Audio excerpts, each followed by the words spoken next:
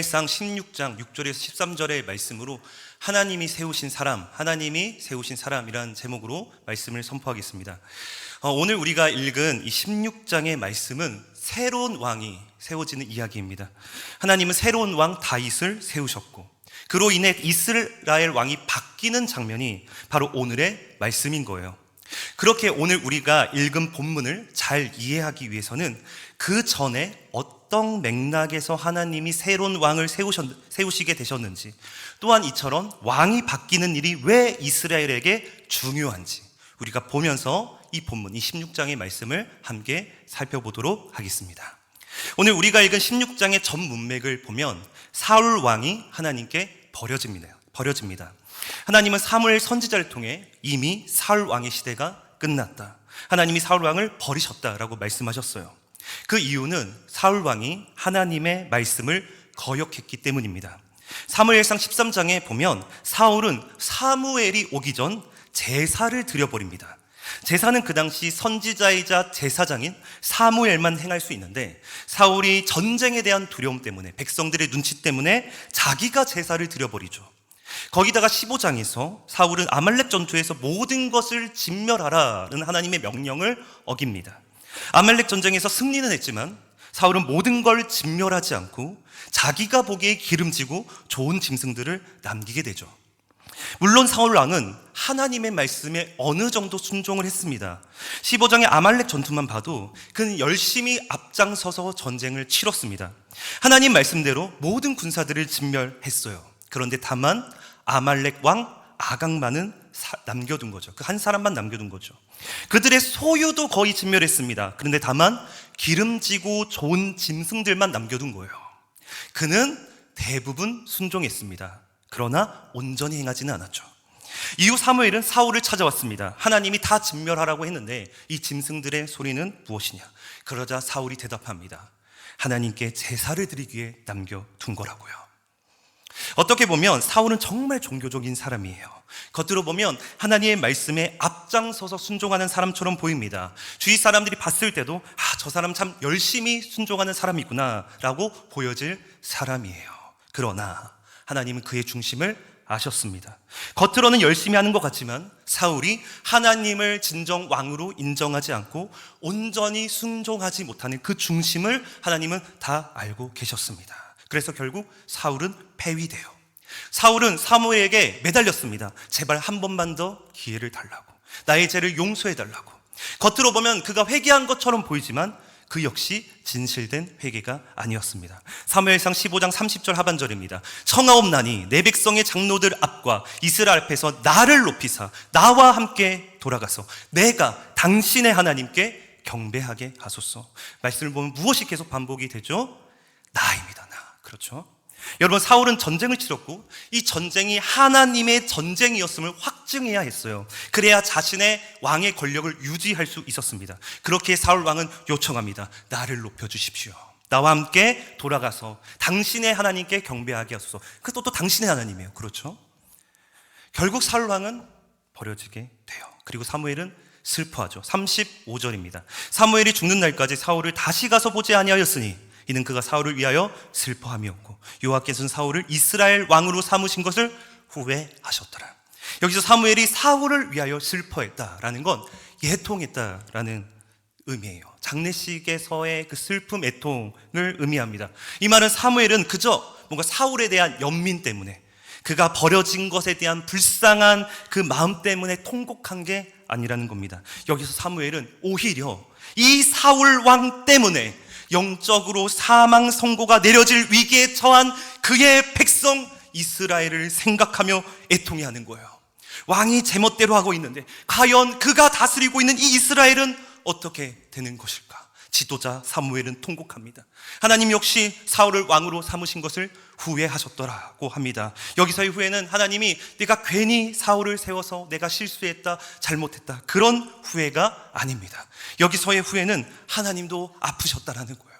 하나님도 안타까워하셨다라는 겁니다. 바로 하나님의 말씀에 거역하고 회개하지도 않는 그를 보며 하나님 마음 아파하셨습니다. 여러분, 이 사울 왕 누가 뽑았습니까? 백성들이 뽑았어요. 백성들이 원하는 왕을 뽑은 거예요. 사무엘상 8장 20절에 이렇게 나옵니다. 우리도 다른 나라들 같이 되어 우리의 왕이 우리를 다스리며 우리 앞에 나가서 우리의 싸움을 싸울 것이 아니냐. 백성들이 그렇게 요구한 거예요. 다른 나라와 같은 왕, 그 왕이 우리를 다스려야 된다. 여러분, 다른 나라 같은 왕이 뭡니까?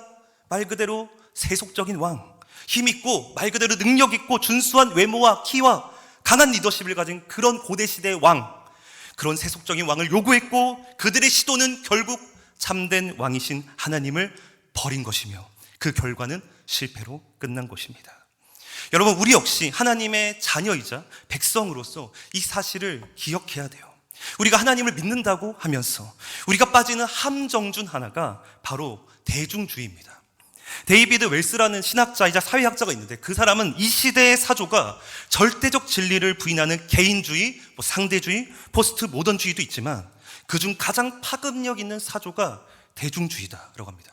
여러분, 대중주의는 말 그대로 대중들이 호응하고 원하는 것에 가치를 둔다는 거거든요. 여러분, 생각해 보십시오. 우리 무언가를 선택할 때, 무엇을 사야 할 때, 자녀를 어디 학교로 보내야 하는지, 이사를 어디로 가야 하는지, 심지어 교회를 고를 때도 우리는 어떻게 선택합니까? 남들이 좋다는 데를 가요. 남들이 좋다고 하는 물건을 삽니다. 남들이 좋다는 곳에 이사를 가요. 그래서 리뷰라는 걸 보죠. 댓글을 봅니다. 이게 좋은 건지 안 좋은 건지, 남들은 어떻게 평가하는지. 그래서 결국 남들이 좋다는 것을 사요. 저도 그래서 리뷰를 많이 보고 물건을 삽니다. 물론 우리는 무엇을 해야 할 때 남들의 의견을 듣는 건 참 중요합니다. 그 의견들을 따를 때 좋은 가치를 선택하는 데 도움을 주는 건 맞아요. 그러나 우리의 믿음의 문제에 대해서는 남들에게 맡겨서는 안 된다는 겁니다. 남들이 다 그렇게 하니까 나도 그렇게 해야지. 남들이 다 좋다고 하니까, 자녀들 이렇게 키우라고 하니까, 남들이 다 이런 가치를 꿈꾸고 이것이 선하다고 하니까 나도 이렇게 살아야지.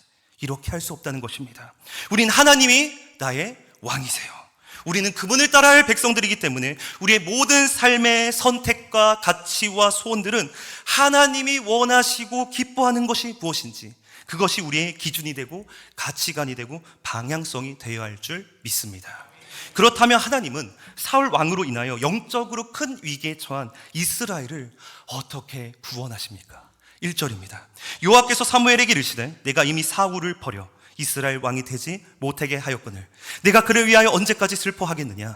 너는 뿔에 기름을 채워가지고 가라. 내가 너를 베들레헴 사람 이새에게로 보내리니 이는 내가 그의 아들 중에서 한 왕을 보았느니라 하시는지라. 아멘. 하나님은 사무엘에게 이렇게 말씀하십니다. 내가 그를 위하여 언제까지 슬퍼하겠느냐. 아마도 사무엘은 오랫동안 슬퍼했던 것 같아요. 이 일로 낙심한 것 같습니다. 그런데 하나님은 이처럼 낙심하고 있는 사무엘을 다시금 일으키시며 이렇게 말씀하십니다. 내가 이미 사울을 버렸으니까 더 이상 그에게 미련을 두지 말고 슬퍼하지 말고 베들레헴 이새에게로 가라. 내가 그의 아들 중에서 한 왕을 보았다라고 하세요. 여러분, 하나님이 지금 어떤 말씀을 하고 계시냐면 바로 사울 왕의 시대는 끝났다는 거예요. 하나님이 그를 버리셨다는 거예요. 그러므로 이제 하나님은 진짜 하나님이 보시기에 합당한 왕, 이스라엘을 회복시킬 왕을 세우시겠다는 거죠. 거기다 그 왕이 될 사람은 지금 누구의 아들이냐면 베들레헴 이새의 아들인 것입니다. 여러분, 이새는 누굽니까? 우리가 예전에 특별 새벽 기도회를 통해 배웠던 룻기 말씀을 떠올려야 합니다. 여러분, 이새는 어떤 사람이죠? 어떤 사람이에요? 예, 맞아요. 룻과 보아스의 손주예요.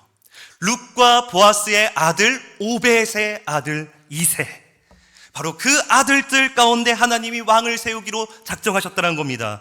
여러분, 하나님은요 사울로 인해 그분의 구원 프로젝트가 틀어지거나 실패하신 게 아니라는 거예요. 그분은 여전히 신실하게 그분의 구원 프로젝트를 이루어가고 계십니다. 그렇게 사무엘은 하나님 말씀 순종해서 이새가 사는 동네 베들레헴에 가서 제사를 드려요. 그리고 이새 아들들을 초청하죠. 여기서의 이제 제사는 화목제인데, 화목제는 사람들 초청해서 함께 하나님께 드리는 제사입니다. 그래서 이새 아들들을 그 제사에 초청하는 거예요. 과연 어떠한 자가 하나님이 세우신 사람일까요? 6절입니다. 그들이 오매 사무엘이 엘리압을 보고 마음에 이르기를 여호와의 기름 부으실 자가 과연 주님 앞에 있도다 하였더니, 여러분, 사무엘이 이새의 첫째 아들인 엘리압을 보자마자 어떻게 합니까? 감탄을 하는 거예요. 와, 바로 이 사람이다. 이 사람이 바로 왕이 될 상이다. 아마도 엘리압은요, 외모가 탁월했던 것 같아요. 막 키도 크고 뭐 잘생기고 막 근육질해. 이름도 막 엘리압. 하나님은 내 아버지시다. 얼마나 좋아 보입니까? 네. 그런데 하나님이 이런 사무엘에게 뭐라고 말씀하십니까? 7절입니다. 우리 같이 한번 읽어볼까요? 시작. 여호와께서 사무엘에게 이르시되 그의 용모와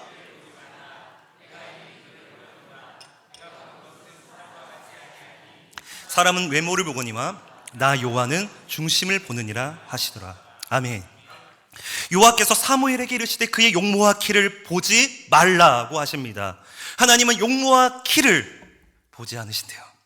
그 사람이 꽃미남이든 잘생겼든 키가 크든. 요즘 뭐 폭삭 소가수다 뭐 유행인데 저는 아직 안 봤지만 거기에 등장하는 박보검을 닮았든 뭐 차은우를 닮았든 하나님에게는 하나도 그게 중요하지 않아요.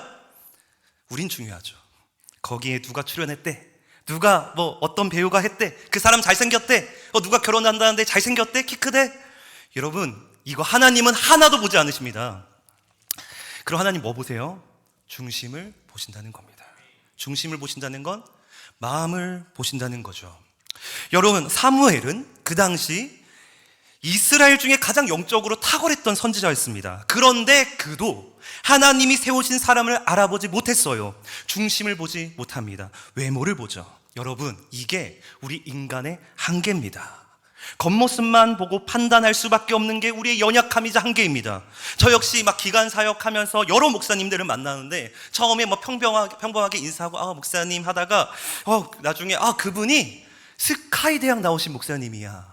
서울대 출신이래. 그때마다 그 말을 들을 때마다 그 목사님을 볼 때 시선과 자세가 바뀌기 시작하는 거예요. 그분 강의하는 거 보고 설교하는 거 보고 역시 서울대 출신이라 강의도 잘하고 설교도 잘하고. 여러분, 우린 사실 대단한 존재가 그렇게 아닙니다. 여기서 다 넘어가는 거죠. 저는 또한 이 말씀을 보면서 의문이 든 점이 있었습니다. 왜 하나님은 한 번에 알려주지 않으셨을까? 하나님은 이미 아시는데, 이미 선택하셨는데 왜 한 번에 다윗이시라고 가리키지 않으셨을까? 말씀을 보면 계속 하나님이 이새의 아들들을 차례대로 대면하게 하시거든요. 첫째, 둘째, 셋째, 모두가 외모가 월등한 자들. 그런데 그들이 나타날 때마다 픽하려고 하면 아니라고, 그도 여호와께서 선택하신 자가 아니라고 알려주시거든요. 여러분, 하나님이 이 가정을 통해 사무엘에게 깨닫게 하시는 것이 뭘까요? 우리에게 깨닫게 하시는 메시지가 뭘까요? 정말 우리가 하나님의 뜻대로 살아가기 위해서는 전심으로 하나님만을 의존해야 한다라는 걸 우리에게 알려주는 것이 아닐까요? 하나님의 말씀을 어느 정도만 듣고 순종하면 된다는 것이 아니라 늘 하나님의 말씀을 우리가 청종하고 그 말씀을 마음에 품고 귀 기울이며 살아야 할 것을 우리에게 알려주는 것이 아닐까요? 우리가 무엇을 먹든지 마시든지 무엇을 행하든 하나님이 원하시는 것이 무엇인지를 늘 유념하고, 그래야 우리가 세상과 다를 바 없는 외적인 것만 쫓는 자들이 아니라 정말 하나님의 나라와 그분의 의를 구하는 자로서 그 삶이 얼마나 가치 있는 일인지를 깨닫게 하시도록 우리를 바로 정답으로 가게 하지 않으시고 과정을 겪게 하는 것이 아닐까요? 여러분 중에 만약 계속 기도하고 있는데 응답이 되지 않고 무엇을 뭔가 선택해야 하는데 알 수 없는 그 과정을 겪게 계시는 분들이 있다면, 그 과정이 때로는 답답하게 느껴질지라도 오히려 이 시간 하나님의 말씀을 더 의지하며 더 전심으로 주님을 찾는 과정이 되어지길 주님의 이름으로 축복합니다. 그렇게 이새의 아들 7이 다 지나가니까 이제 없는 거예요. 사무엘이 묻습니다. 더 없냐고. 그러자 이새가 대답해요. 11절입니다. 또 사무엘이 이새에게 이르되 내 아들들이 다 여기 있느냐? 이새가 이르되 아직 막내가 남았는데 그는 양을 지키나이다. 바로 말씀 보면 이새는 8째 막내 아들이 하나 남았다고 하는데 보면 이름도 부르지 않아요. 거기다가 막내는 지금 뭐하고 있죠? 양치고 있대요. 제사에도 데려오지 않았습니다. 이 하나님께 예배하는 제사에도 데려올 청할 가치도 없는 막내 다윗, 그저 어린 아이에 불과한 자가 다윗이었습니다. 근데 다윗이 나타나자 하나님이 어떻게 말씀하시니까 12절입니다. 이에 사람을 보내어 그를 데려오매 그의 빛이 붉고 눈이 빼어나고 얼굴이 아름답더라. 여호와께서 이르시되 이가 그니 일어나 기름을 부으라 하시는지라. 하나님이 말씀하십니다. 이가 그다. 기름을 부어라. 물론 전반절 보면 다윗의 외모가 등장해요. 하나님은 외모를 보지 않으신다라고 했는데 다윗의 외모는 아름다웠습니다. 하지만 그게 중요한 게 아니에요. 하나님이 그 다윗을 택하셨다라는 거죠. 이는 크다. 세번역 성경 보면 바로 이 아이다. 모두가 자격이 안 된다고 생각했던 이 아이 같은 다윗에게 하나님은 그 중심을 보시고 기름을 부으라고 하십니다. 13절입니다. 사무엘이 기름 뿔병을 가져다가 그의 형제 중에서 그에게 부었더니 이날 이후로 다윗이 여호와의 영에게 크게 감동되니라. 사무엘이 떠나서 라마로 가니라. 바로 하나님은 형제들 중에서 기름을 부었어요. 형제들이 다 보는 앞에서 그 막내 다윗에게 기름을 붓게 하셨습니다. 형제들이 얼마나 충격받았겠습니까? 가족들에게 항상 무시당하고 뒷전이었던 다윗이 하나님께 택한 바라 기름 부름을 받는 그 모습을 보고 얼마나 충격이 컸겠습니까? 그러나 중요한 건 하나님이 이 다윗을 택하셨다라는 겁니다. 이 다윗이 하나님이 보시기에 합당한 왕이었다라는 거죠. 그리고 그 증거가 어떻게 나타납니까? 하나님의 영이 다윗에게 부어진 거예요. 다윗이 여호와의 영에 크게 감동됩니다. 이 말은 다윗이 이전과 다른 하나님의 사람으로서의 면모를 갖추게 되었다라는 거예요. 그리하여 다윗의 그 이후 행적들을 보면 악령에 들린 사울 왕을 상쾌하게 하는, 치유하게 하는 일을 합니다. 바로 다윗이 하나님과 함께 하시기에 그가 하는 연주를 통해, 그가 하는 일을 통해 사단에 사로잡혀 번뇌하는 사울, 고통하는 사울 왕을 치유하고 회복하는 일을 합니다. 더 나아가 17장의 다윗은 만군의 여호와의 이름을 의지함으로 골리앗을 쓰러뜨려요. 모두가 골리앗 앞에 벌벌 떨고 있는데 사울 왕마저 숨어 있는데 다윗은 그를 보자마자 저 할례 받지도 못한 저 이방인이 뭔데 하나님의 이름을 욕한다고 분노하는 겁니다. 그러면서 만군의 여호와 이름만을 의지함으로 골리앗을 쓰러뜨려 버리는 거예요. 여러분, 다윗에겐 그를 이길 수 있는 아무런 조건이 없어요. 아무런 조건이 없어요. 외모를 봤을 땐 골리앗과 속된 말로 잽도 안 되는 건데 오직 만군의 여호와를 의지함으로 그 골리앗을 쓰러뜨리는 그 장면을 이스라엘에게 보여줌으로써 그가 정말 하나님이 세우신 왕이구나. 다윗은 진정 사울과 다른 우리를 구원할 수 있는 하나님이 세우신 왕이구나. 이 사실이 드러나게 되었다라는 것입니다. 여러분, 오늘 말씀의 핵심은 바로 다윗에게 기름이 부어졌다라는 거예요. 이제 왕이 바뀌었다라는 겁니다. 사울 왕은 이제 버려졌고 그는 이제 끝났고 하나님은 원하시는 왕, 하나님 보시기에 그 중심이 합당한 왕, 그 다윗이 왕이 되었다라는 겁니다. 여러분, 사울과 같은 왕, 자기 소견에 옳은 대로 행하는 왕, 겉으로는 뭔가 괜찮은 척, 열심히 있는 척 하는 것 같지만 그 속은 썩어 있는, 그 중심은 하나님을 사랑하지 않고 그 말씀대로 살려고 하지도 않고 회개도 하지 않으려는 그 사울 왕이 이스라엘을 다스리는 왕으로 계속 남아 있었다라면 사실상 하나님의 백성 이스라엘에게 무슨 소망이 있었겠습니까? 사울 왕이 아무리 능력이 많다고 해도, 외모가 뭐 박보검처럼 뛰어나다고 해도 여러분 아무런 소망이 없는 거예요. 그런데 하나님이 그런 사울을 버리심으로 하나님 보시기에 그 중심이 합당한 다윗 왕을 세우셨기에 그의 백성 이스라엘에게 참된 소망이 생기게 된 것입니다. 그러므로 이 다윗의 이야기는 누구의 이야기로 연결되고 바라봐지는가? 바로 이 다윗의 이야기는 우리 주 예수 그리스도의 이야기라는 것입니다. 다윗은 예수 그리스도의 모형입니다. 이에 대해 구약신학의 대가로 인정받은 학자인 브루스 윌트키라는 학자는 이렇게 설명합니다. 다윗은 예수 그리스도의 모형이다. 다윗은 선지자의 말 성결하게 하는 기름이 머리에 부어진 것, 하나님의 영이 강력하게 자신에게 임한 것을 통해 자신 택함 받았음을 깨닫는다. 마찬가지로 예수 그리스도도 세례 요한의 증언, 성령이 자기에게 임하심을 전하는 하나님의 말씀, 자신의 메시아 사역 등을 지적함으로써 사람들에게 자신을 하나님의 아들로 믿도록 권면하신다. 여러분, 오늘 우리가 읽은 이 사무엘상 16장의 말씀은 결국 우리에게 이런 메시지를 주는 것입니다. 누가 우리의 왕인가? 우리의 왕은 어떤 왕이어야 하는가? 바로 우리 인생은 누가 왕인지에 따라 그 운명이 결정된다라는 것입니다. 우리의 왕이 바뀌어야 한다라는 거예요. 우리는 사울 왕을 보면서 왜 저렇게 하나님의 말씀대로 살지 않냐고 비난할 수도 있어요. 그런데 사실 사울은 우리보다 훨씬 더 종교적이었습니다. 그는 예배를 중시했어요. 제사를 중요하게 여겼습니다. 하나님이 말씀하시면 남들보다 앞장섰습니다. 그렇게 막 열심히 앞장서고 막 순종하는데 끝에 가면 살짝 이상한 거예요. 뭔가 겉으로는 하나님을 위해서 뭔가 사는 것 같은데 결국 하나님의 말씀대로 하지 않고 자기가 판단한 대로 행동해요. 대부분 순종하는 거죠. 그런데 그렇게 살아가니까 겉으로는 알아차리기가 어려운 겁니다. 여러분, 우리가 이 말씀을 우리가 진심으로 대해본다면, 사울 왕을 딱 보면서, 그래, 교회에 어떤 성도 보니까 그런 사람이 있더라. 그 어떤 집사님, 권사님, 장로님, 목사님 보니까 뭐 그럴듯한 그런 사람 있더라. 나는 사울보다 괜찮아. 나는 아니야. 라고 할 수 없어요. 사실 우리를 보면 우리가 전심으로 하나님을 섬기고 있습니까? 전심으로 교만하지 않고 하나님의 말씀대로 순종합니까? 아니잖아요. 우리가 지금 예배드리면 뭐 잠깐의 뭔가 은혜 받고 전심으로 뭔가 하나님을 위해 뭘 하려고 하는 마음이 생기는 것 같지만 이게 계속 갑니까? 죽을 때까지 가요? 여러분, 예수님은 이렇게 말씀하셨습니다. 예수님의 기준, 마태복음 5장 48절입니다. 그러므로 하늘에 계신 너희 아버지의 온전하심과 같이 너희도 온전하라. 여러분, 예수님 뭐라고 말씀하십니까? 온전하라는 거예요. 누구와 같이? 하나님과 같이, 예수님과 같이, 내가 온전한 것 같이 너희도 온전하라. 여러분, 우리가 이 말씀을 들으면 어떤 생각이 듭니까? 나는 그렇게 못하겠다 라는 겁니다. 포기하고 싶은 마음이 생깁니다.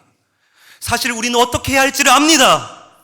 내가 정말 주를 위해 전심으로 살기 위해 무엇을 내려놓아야 하고 무엇에 순종해야 하며 어떻게 살아야 할지를 우리는 압니다. 그런데 우리는 아는데도 안 하죠. 온갖 핑계를 대고 자기 합리화를 시키며 순종을 미룹니다. 물론 어느 정도는 종교 생활을 하고 봉사도 하고 순종도 하지만 대부분은 뭔가를 하지만 온전히 행하지를 않아요.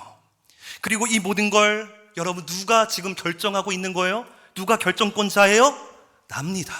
나예요. 내가 그렇게 결정하고 있습니다. 때로는 어떻게든 이런 자기를 부인하고 하나님의 말씀대로 전심으로 살고자 할 때도 있으나 우리는 또 실패하고 또 낙심하며 포기하기를 반복할 때가 많습니다. 저도 마찬가지예요. 저 역시도 자꾸만 하나님 앞에서 나 자신을 바라볼 때 찔립니다. 더 온전하게 살아갈 수 있는데, 하나님의 말씀대로 더 잘 살 수 있는데 여전히 전심으로 하나님을 사랑하지 못한 채 두 마음, 세 마음, 네 마음, 여러 마음으로 나뉘어져 있는 나의 모습을 볼 때 저 역시도 이런 나 자신을 보면 너무나 절망하고 좌절할 때가 있습니다. 그렇다면 여러분들은 어떠십니까? 여러분들은 전심으로 온전하게 하나님의 뜻대로 이 영적 싸움을 싸워가고 계십니까? 혹시 신앙생활을 오래 하다 보니 신앙생활에 노련함만 쌓이고 있는 거 아니에요? 나의 영적인 상태를 들키지 않는 법, 감추는 법, 괜찮은 척하는 법, 표정 관리하고 천사의 말하고 나는 영적으로 좋은 사람이라는 이미지를 남들에게 심어주기 위해 겉으로는 좋은 모습을 보이게 만드는 그 노련함만 쌓이게 되는 거 아닐까요? 속은 썩어가고 있는데, 속은 점점 엉망이 되어가고 있는데 어린아이 같은 마음, 그런 순수한 마음 다 잃어버리고 점점 굳어져 가고 있는데 우리의 신앙생활의 겉모습만 유지하고 있는 것 아닙니까? 하나님은 외모를 보지 않으신다고 했는데, 하나님 우리의 그럴듯한 모습을 원하지 않는다고 하셨는데, 중심을 보신다고 하셨는데, 우리의 마음을 들여보신다고 하셨는데 우리는 과연 어떤가요? 여러분, 여기에 해결책은 오늘 말씀대로 왕이 바뀌어야 합니다. 왕이 바뀌는 것만이 유일한 해결책입니다. 바로 우리 주 예수 그리스도가 우리의 왕이 되어주셔야 해요. 그분이 우리를 다스리셔야 합니다. 그분이 우리의 주님이 되어 그분을 섬기는 것만이, 그분께로 나아가는 것만이 우리의 유일한 해결책인 줄 믿습니다.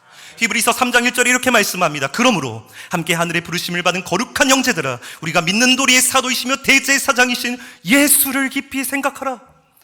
여러분, 우리의 희망은 내가 뭔가 잘 살고 뭔가 결심하고 결단하고 계획을 짜고 여기에 희망이 없어요. 이건 나중에 잘해야 할 문제이지 이게 우리를 해결해 주지 못합니다. 우리 해결책은 바로 오늘의 말씀대로 예수를 깊이 생각하라. 이 말씀대로 예수를 깊이 생각하라.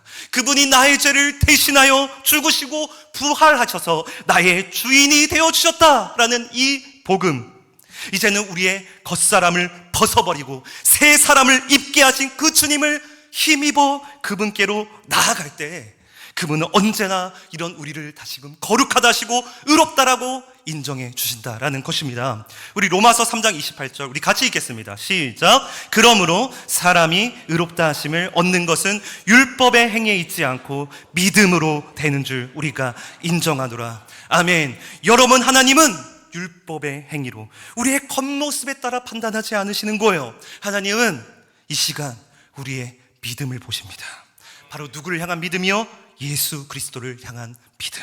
그분이 나를 의롭다 여겨주시고 성령을 보내셔서 우리의 중심을 이미 거룩하게 만드셨다는 이 믿음, 그러기에 내가 오늘도 예수 그리스도를 의지함으로 그분이 나의 왕이 되심으로 오늘도 나도 그리스도를 따라 전심으로 나아가게 해주실 거라는 그 믿음, 바로 이 믿음으로 나아갈 때 하나님이 저와 여러분들에게 다시금 거룩에 대한 열망과 참된 소망을 부어주시고 우리를 다윗과 같은 인생으로 살게 해주실 줄 믿습니다. 그런 의미로 마지막으로 우리 이 말씀을 읽고 마쳤으면 좋겠습니다. 다윗이 기름 부음 받은 이후 고통스러운 시간을 보낼 때, 광야를 헤맬 때 그가 남긴 시가 바로 시편 63편입니다. 과연 하나님이 함께 하신 자가 어떻게 그 중심이 뒤바뀔 수 있는지 우리 생각하면서 우리 1절에서 4절 말씀 우리 같이 한번 읽겠습니다. 하나님이여, 시작. 하나님이여, 주는 나의 하나님이시라. 내가 간절히 주를 찾되 물이 없어 마르고 황폐한 땅에서 내 영혼이 주를 갈망하며 내 육추가 주를 앙모하나이다. 내가 주의 권능과 영광을 보기 위하여 이와 같이 성소에서 주를 바라보았나이다. 주의 인자하심이 생명보다 나음으로 내 입술이 주를 찬양할 것이라. 이러므로 나의 평생에 주를 송축하며 주의 이름으로 말미암아 나의 손을 들리이다. 아멘. 계속 띄워주시고요. 1절에 보면 다윗은 물도 없고 황폐한 땅에서 굶주리고 있는데 그 가운데 다윗은 무엇을 갈망하고 있습니까? 물을 달라고, 음식을 달라고. 그게 아니에요. 내가 주를 간절히 찾습니다. 내 영혼이 주를 갈망합니다라고 그는 고백합니다. 2절, 내가 주의 권능과 영광을 보기에 이와 같이 성소에서 주를 바라봅니다. 다윗은 인생에서 가장 힘든 시기에 하나님의 영광을 가장 크게 바라봅니다. 3절, 4절, 주의 인자심이 생명보다 나음으로 내 입술이 주를 찬양할 것이라. 이러므로 나의 평생이 주를 송축하며 주의 이름으로 말미암아 나의 손을 들리이다. 다윗이 고난의 때 뭐라고 고백합니까? 주의 인자심이 생명보다 낫다라고 합니다.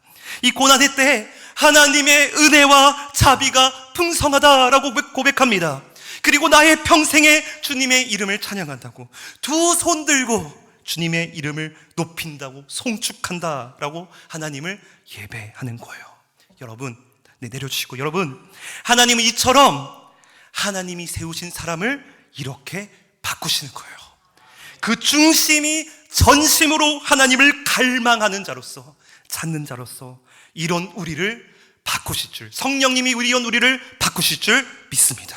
그러므로 사랑하는 여러분, 우리가 오늘도 예수 그리스도를 나의 왕으로 믿고 그분을 힘입어 나아갈 때 우리 역시도 어떤 고난의 때에도 시험에도 주님만 찾고 주님을 갈망하는 자로서 이런 시편을 고백할 수 있는 자로서 우리를 만들어주실 그 주님을 신뢰하며 나아가는 저와 여러분 되길 주님의 이름으로 축복합니다.